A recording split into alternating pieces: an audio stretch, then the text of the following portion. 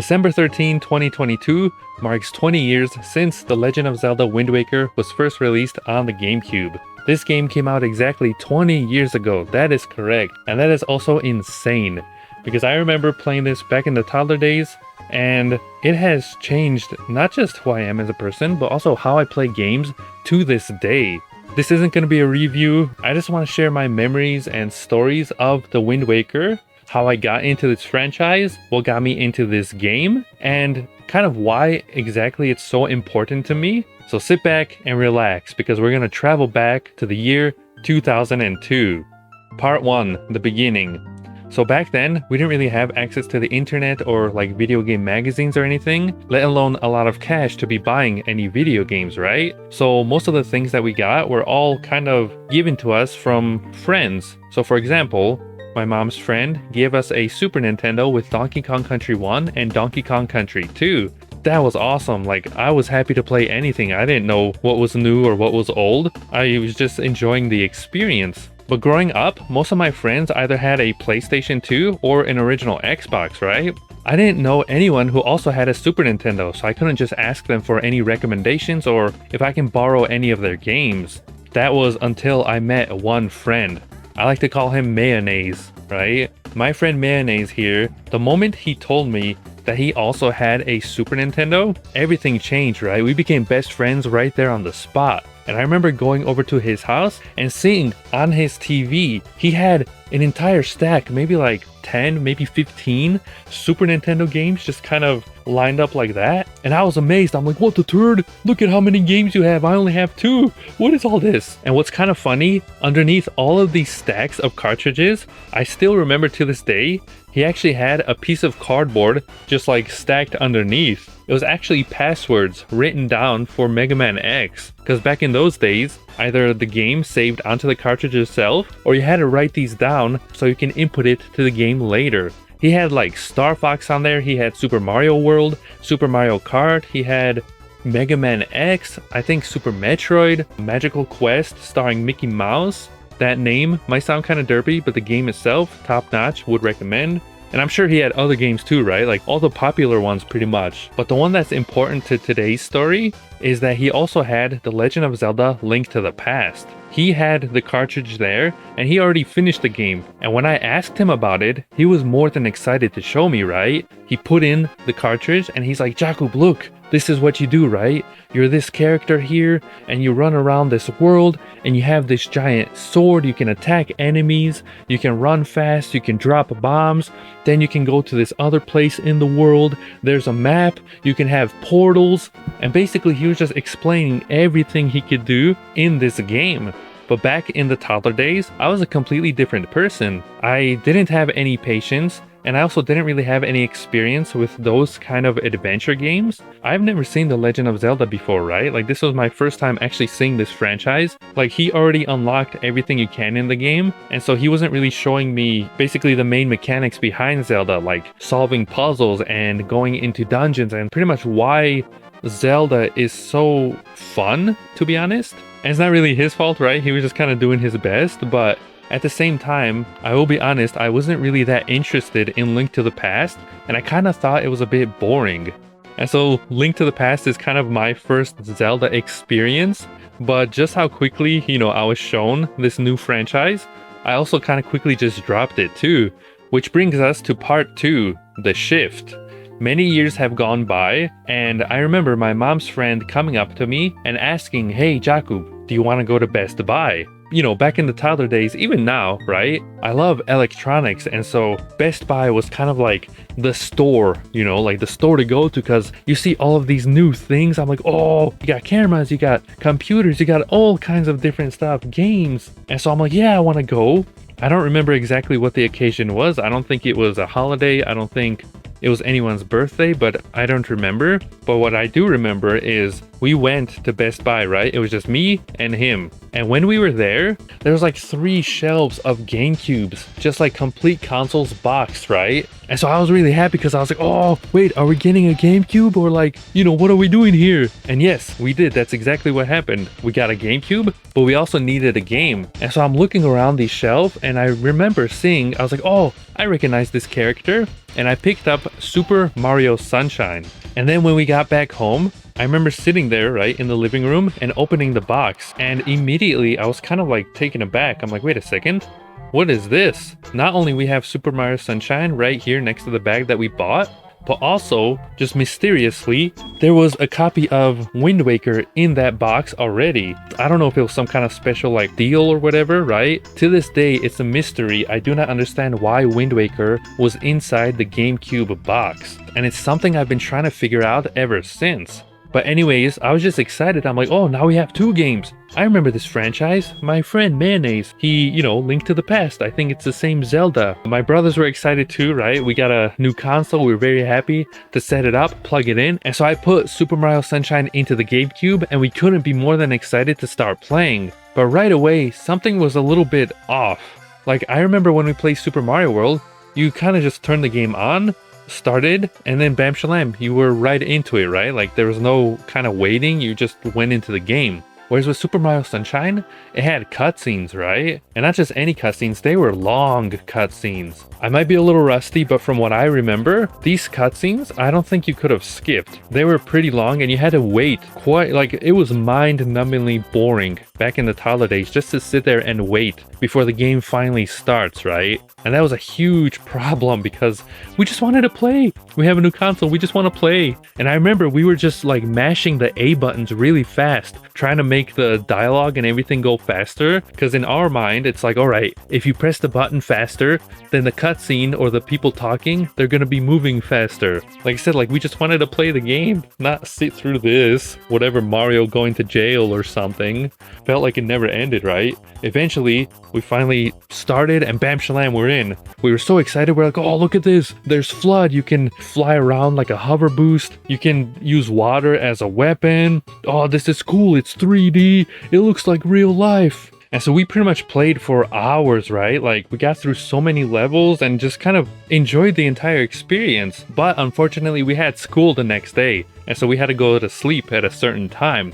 And so I remember, all right, let's just, save it for tomorrow, right? We'll be back. And so I turned the console off, school happened, we came back home, turned it back on, and then I realized a very important lesson. And that was that the GameCube does not save your games like the Super Nintendo does. And it completely broke me. I was like, wait, what? Does that mean I have to sit through that entire intro all over again? Like, what do you mean it doesn't save the game? We would need to buy a memory card, right? But I didn't know what a memory card was, where to find one, what it does, or even how much it cost. Everything on the Super Nintendo, it just worked. When I played Donkey Kong Country, the game would just save, right, on the cartridge itself. And then I realized, I was like, oh no, if we want to continue, then we have to keep this console on, otherwise we lose everything. It got to a point where whenever I tried making, progress in Super Mario Sunshine, my brothers would get bored and they would want to try maybe Wind Waker, right? So we would have to turn that off, play Wind Waker, but then we'd get bored of that and then we'd go back to Mario Sunshine. Then we'd get bored of that and then Wind Waker. And it went back and forth so many times that eventually we went to a video rental store and borrowed some games that they had on display there. Double Dash, Rampage, right? Madagascar. Just so we have something to play that's not the same thing over and over again. Part 3. The realization. This has been kind of going on for a while now, where we're just playing the same games and we're not making it any far. And so I remembered, I'm like, wait a second, Wind Waker has just kind of been sitting there in the box this entire time. Let me give it another chance, right? Like, I want to figure out what this game is about. Maybe it's actually good. We always get bored and we never make it that far. And immediately, same problem with Super Mario Sunshine, Wind Waker has this, I think it's like a 3-minute long intro cutscene. And like I said, back in the toddler days, 3 minutes is like 20 years, right? Like that's how long it felt. You're sitting there waiting for this cutscene to end. And I'm mashing the button. I don't think you can skip. I'm trying and it's not working. But today was different, right? I finally told myself, I'm like, no, I'm not going to turn it off and go to Mario Sunshine. I'm going to sit here, I'm going to wait, and we're going to see what happens. I'm like, oh my god, there's an actual game here, right? and it looks really pretty. It's like cell shaded and it's really colorful. But at this point, just waiting 3 minutes for the intro, I'm still mashing the A button. So all the dialogue that's happening between Link and his sister, it's all being skipped, right? I just want to play the game. And then finally, I was able to actually move Link around and start controlling the game. And as I'm walking around, something changed. Like, I was starting to get more curious, right? Like, I was exploring the island and inspecting different parts of it, asking questions like, why are these rocks positioned like this, and what are those on top of them? Why is there a person hiding in the grass here staring at this pig? Who lives in all of these houses? And then why are these trees blocking me here when I can see a path behind them? Was this always in the game the whole time? I just never noticed before? Then I learned that you can actually interact with all of these things, right? Those rocks over there, a clever tutorial to show the player just how to jump and what rupees are. Whereas the grass guy was another tutorial showing the techniques of sneaking up on enemies. And the houses? Well, one of them belongs to your uncle, who would explain how the camera locking worked, and then living underneath him was his brother that let you borrow a sword for some one-on-one combat. Wait a second, a sword? Can I use that on these trees? No, but you can look at the sign and it mentions that you might be able to later. The game was basically not only teaching me how to play, but also gave me the biggest, oh my god, I finally get it, kind of moment when I realized something, right? And that was the importance of reading. And if I actually read what these people are saying, this information can then be used to help me in some way to continue the game, especially when the words are read to show that these should be remembered. Which is why today's video is sponsored by Audible, the award-winning audio book people. Actually, just kidding, that's just a joke. Nobody's sponsoring this video, but if you do want to support this channel, feel free to support me on Patreon. It goes a long way. Anyways, Part 4, the struggle. After I realized this very important lesson, I remember running to my brothers yelling, Guys, listen, I figured it out. I know how to play Zelda. You have to read. You have to read. And I was like yelling like, you have to read. This game is so cool. Look what you can do. You can interact with everything and, you know, like, look at this. Right? Like, I was just so happy to tell them, like, we can finally make progress instead of just replaying Super Mario Sunshine for like the millionth time, right? And we did play for a little bit, but then obviously they got bored. But I was like, no, I want to keep playing Wind Waker. I want to see where we go. Like, we finally made progress and figured out what to do. Let me continue. Come on, I want to see past this island. But this is where things started to get bootleg. I could be playing Zelda for a while, right? But the moment I went to go to the bathroom, they would turn off the GameCube and play something else right away. Or if I wasn't the first one to make it back from eating dinner, then the same thing. They just changed the game. I swear, if I blinked at the wrong time, then you could literally see them holding the GameCube controller in their hand, ready to press that button to turn it off. Like, I just wanted to play Wind Waker and see what happens in the game. And the few chances that I did have, like, to myself, where nobody was around and I can finally play some Wind Waker, I swear, I was either cursed or I don't know what was going on. The power in the entire house was just completely shut off. Just turning off the TV, turning off the game, and that was it. That was it. I couldn't do anything about it except go in the corner and cry. Which is exactly what I did. It was brutal, but the worst one of them all was that my brothers came back home from school 30 minutes before I did. And so every single day in class, I would be sitting there praying to Jesus, hopefully when I come back home, my copy of Zelda is not turned off and I can continue my game where I left off yesterday. But the truth was, it never was.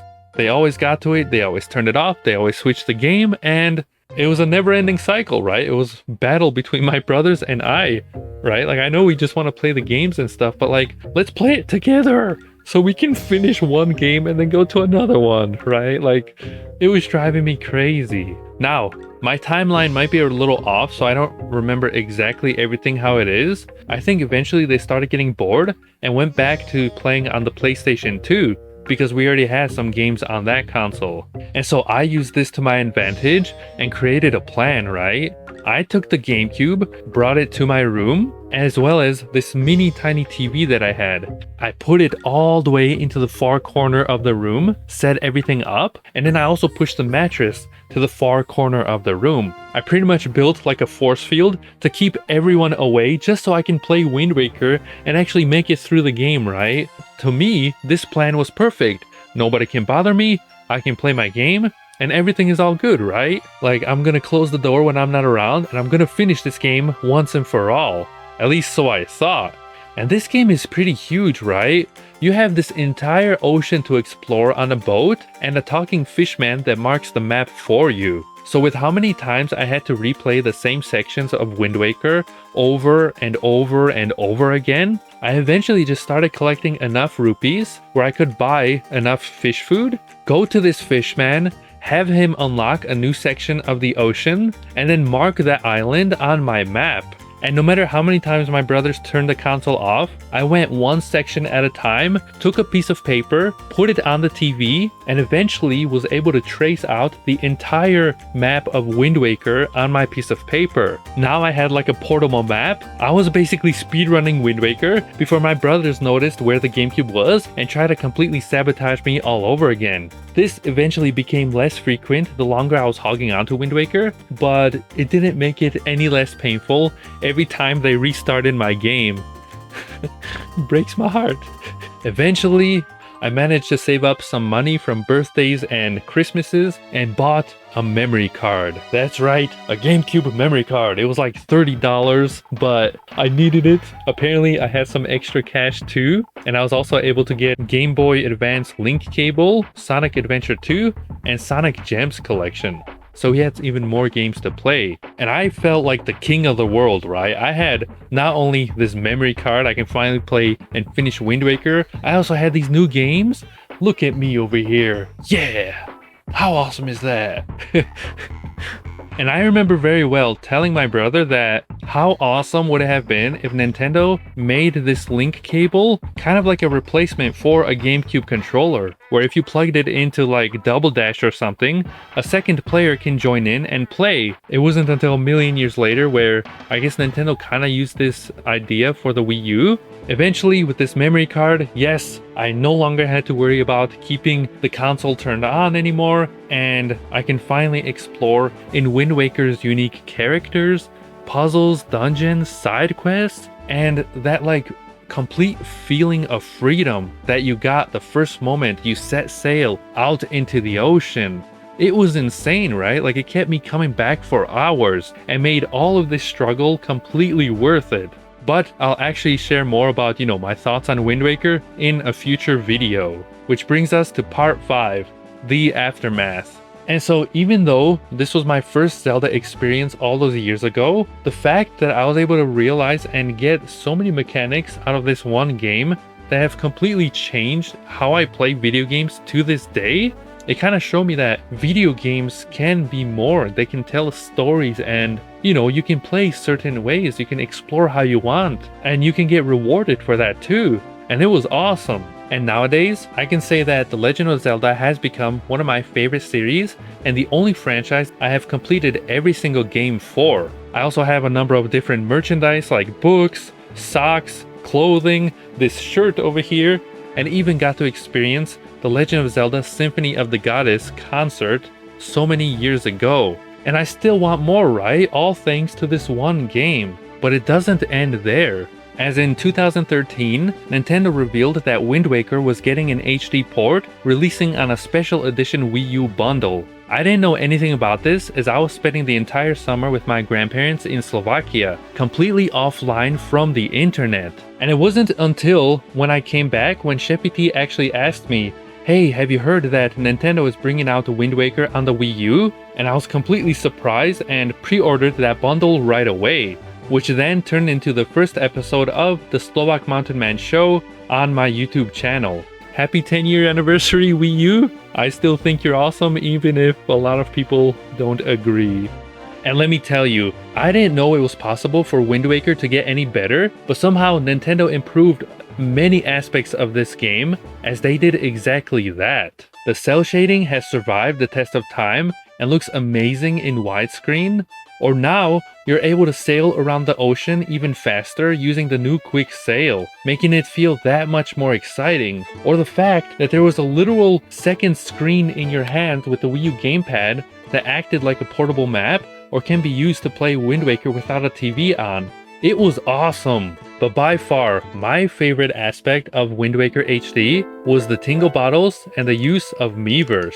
Pretty much, for the Wii U and 3DS, Nintendo created a social media network called Miiverse as a way for players to hang out together, talk about games, make posts, share drawings, help out one another, and just enjoy this sense of community. But Wind Waker went one step farther and let players take in-game selfies or create hand-drawn notes and then place those inside tingle bottles, which then got tossed into the ocean and could be found by a completely different person anywhere in the world that is playing Wind Waker on the Wii U at that moment. It was the coolest thing ever, and I would literally find these everywhere and make sure to collect as many as I could, because there was just something so magical getting a random note from a stranger that could be in a completely different part of the world than you. And then the fact that you can actually respond to them and have a little like conversation, say, hey, I liked your drawing, that's cool, or hey, do you need help? I have a picture of a certain boss that you can use in the game, or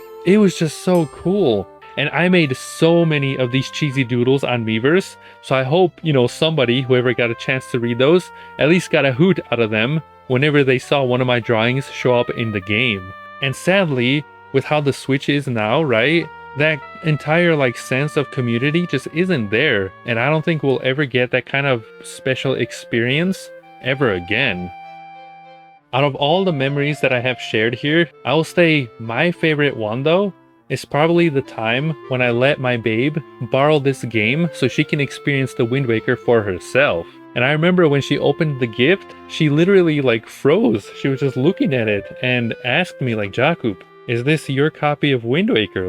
This is the one you played on stream, right? And she just kind of looked at it and just held it in her hand, taking it all in, right? Cherishing that moment that I trusted her enough to send this game to her.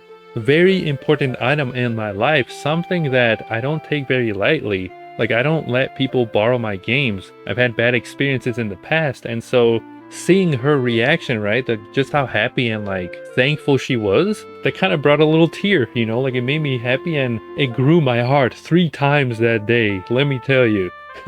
And I tried my best not to backseat when she was playing, right? Telling her how to do something or whatever. And, I'm glad that she did, right? I'm proud of her that she figured out the game and it was fun to watch. But definitely there were a few moments or boss battles where you had to ask the Zelda master expert over here for help, of course. That's just how it goes sometimes. And so, ladies and turds, with that said, that is a happy 20th anniversary to The Legend of Zelda Wind Waker.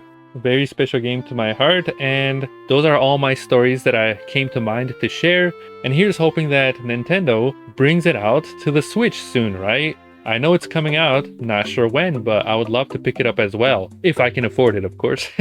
Please help me on Patreon. Come on, support me, boys. That would mean a lot.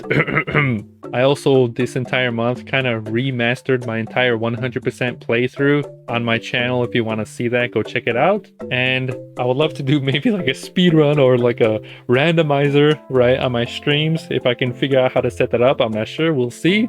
But I'm surprised I still have my original copy from the toddler days, right? This disc is the same one that I grew up playing. The same disc that I had to suffer through. This manual is the exact same one where I first learned that, oh, wait a second, his name is not Zelda, it is Link? I remember that blew my brain as well. And so yeah, thanks for watching everyone, and I'll see you on another time. Toodaloo!